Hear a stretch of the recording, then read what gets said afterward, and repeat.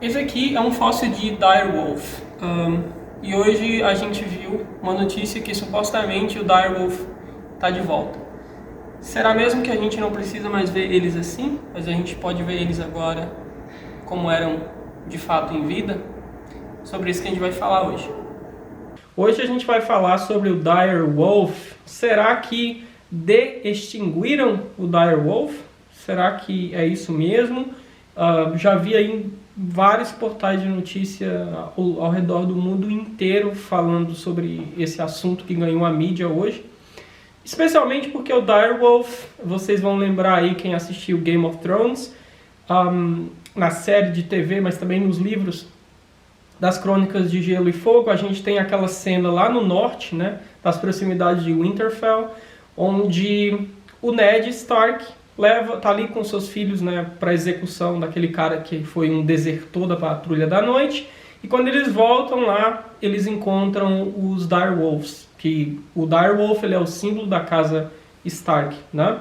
E todo mundo lembra lá que pegou um para cada criança Stark, e o fantasma, o Ghost, que é o branco, né, o direwolf branco, fica com o Jon Snow, que acaba sendo protagonista aí na série e também nos livros. Então, isso explica uma parte da popularidade da notícia de hoje, porque essa notícia de hoje, ela diz respeito aos resultados de experimentos da empresa, né, a Colossal Biogenetics, uma coisa assim. Essa empresa também, no mês passado, ela ganhou as manchetes falando daqueles camundongos lanosos que eles produziram com modificações genéticas, né, que seriam, entre aspas, similar ali ao que é observado em mamutes lanosos, por isso camundongos lanosos. Mas agora explodiu de vez e, bom, eles conseguiram o que queriam. Eles queriam atenção e eles conseguiram um monte de atenção e com isso eles vão ganhar muito, muito, muito dinheiro. Mas será que o direwolf realmente está de volta? Eu acho que não é bem assim. O que acontece? Essencialmente o que foi feito é que eles fizeram engenharia genética no lobo cinzento, e assim eles colocaram algumas características genéticas que tiveram impactos fenotípicos no organismo, e esses organismos que nasceram, eles lembram em alguns aspectos o direwolf. Mas a gente tem que tomar bastante cuidado de pensar que eles desextinguiram o direwolf. Por quê?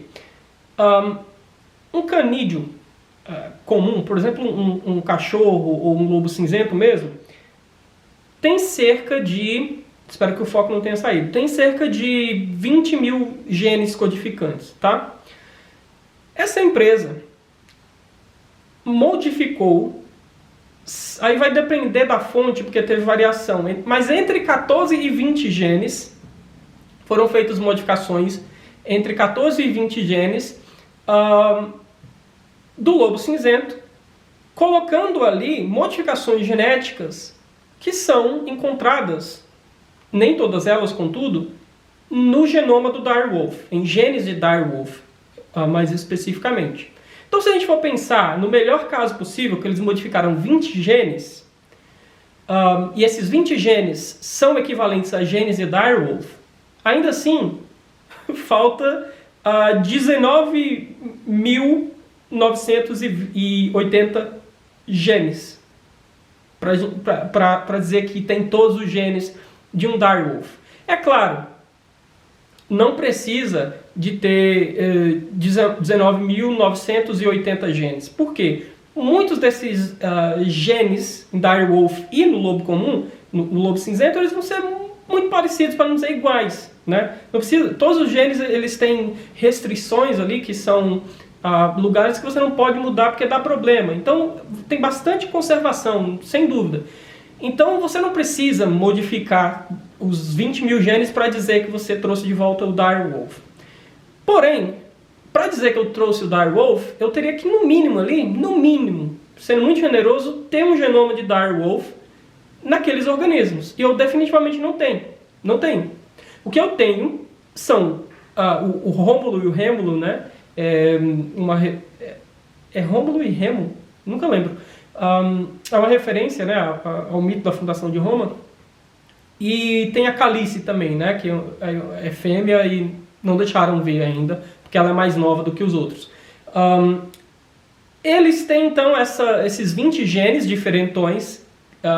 15 dessas modificações seriam equivalentes ao que a gente observa no direwolf, mas ainda assim, isso não é suficiente para a gente dizer que trouxe um direwolf de volta, né?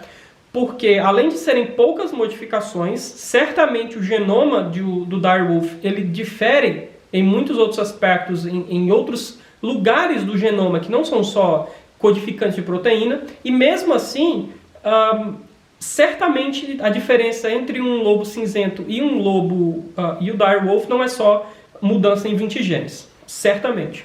Então não, o que a gente tem é um organismo com seu genoma majoritariamente de lobo cinzento e algumas modificações que são encontradas em direwolf. É isso, não trouxemos o direwolf de volta, aqueles animais não são direwolf. E outra coisa, ainda que a gente tivesse uma quantidade considerável das mudanças que diferenciam o lobo cinzento do direwolf, a gente não reduz tudo à genética. Há partes do comportamento que não são encriptados nos genes. Outra coisa, o mundo que o direwolf habitou já não é mais o mesmo, provavelmente não tem mais as mesmas presas. Eu sei, ele foi extinto há 13 mil anos atrás, não é tanto assim, mas mudou certamente. E também a gente sabe que a questão ecológica para a definição do que é uma espécie funcional e do seu nicho, não existe um nicho sem a espécie, né? Também tem isso, aquela ideia de construção de nicho, que o nicho vazio não existe, a espécie constrói, e quando a espécie vai extinta, esse nicho também é extinto, esse nicho exato que a espécie preenchia, né? Então, sei lá, esses lobos nunca viram seus pais caçar, eles não aprenderão com seus pais, eles exibirão comportamentos típicos de direwolf. A gente nem sabe direito quais seriam comportamentos típicos de direwolf. Morfologicamente, eles têm características que são similares, mas nem todas também. A gente ainda precisa ver, né, numa matéria que eu li, vão fazer CT scan para poder analisar a morfologia e tudo mais, para ver o quanto essas mudanças realmente refletem mudanças fenotípicas que são encontradas em direwolf. Então é muito cedo até para falar da morfologia óssea, vamos dizer assim, que dirá do comportamental, né? Então, assim, tudo é muito mais propaganda do que qualquer coisa. Porém, é muito importante o avanço científico nesse sentido. Também devo dizer que nesse aspecto é bastante revolucionário. Você modificar, 15 genes de uma vez, né, digamos assim, em um organismo, é muita coisa. Né? É muita coisa, acho que sem precedentes, assim, sem precedentes. Então a gente não pode ser mesquinho e dizer que nada foi feito. Foi feito, há um grande progresso científico. Certamente a ciência se beneficiará e quem sabe a sociedade também. Espero que esses bichos não virem pets. A empresa disse que não tem interesse nenhum em fazer pets. Mas, enfim, como eu falei no começo, a empresa ganhou o que queria. Ela queria atenção e com atenção vem investidores, terão mais dinheiro.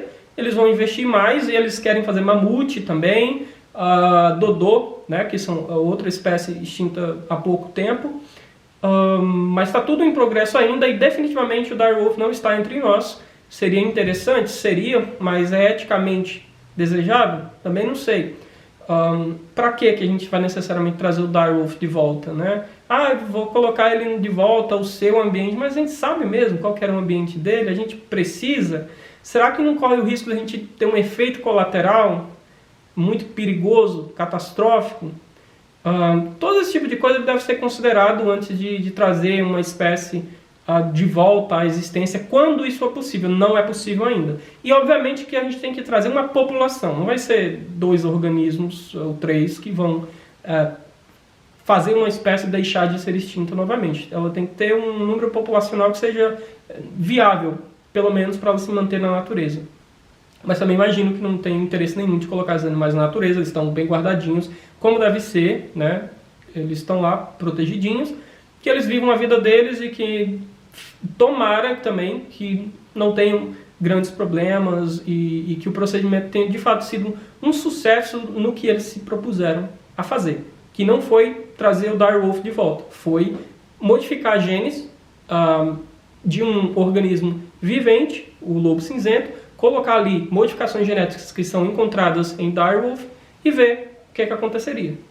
Veio animais funcionais. Foram vários embriões tentados, dezenas de embriões, e gerou-se, aí após dezenas de embriões, a gente teve os 2 e mais a calice, né? Então, vejamos também, nos próximos meses pode ser alguma coisa sobre a calice. Acho que está tudo bem com ela, acho que não trouxeram ela agora por proteção devido à idade, e ela exige cuidados especiais nesse período específico, né? Entendo também. Tomara que não esteja me escondendo nada. Eu acho que é o que eu tenho para falar. Então, assim, menos. Não trouxeram nenhuma espécie de volta da extinção, tá? A extinção continua sendo definitiva e o que a gente pode fazer é cuidar para que a gente não siga extinguindo espécies. É o mínimo que a gente pode fazer, né? Estamos fazendo? Não estamos. A gente não liga e provavelmente vai só piorar. Eu sou bem pessimista quanto a isso.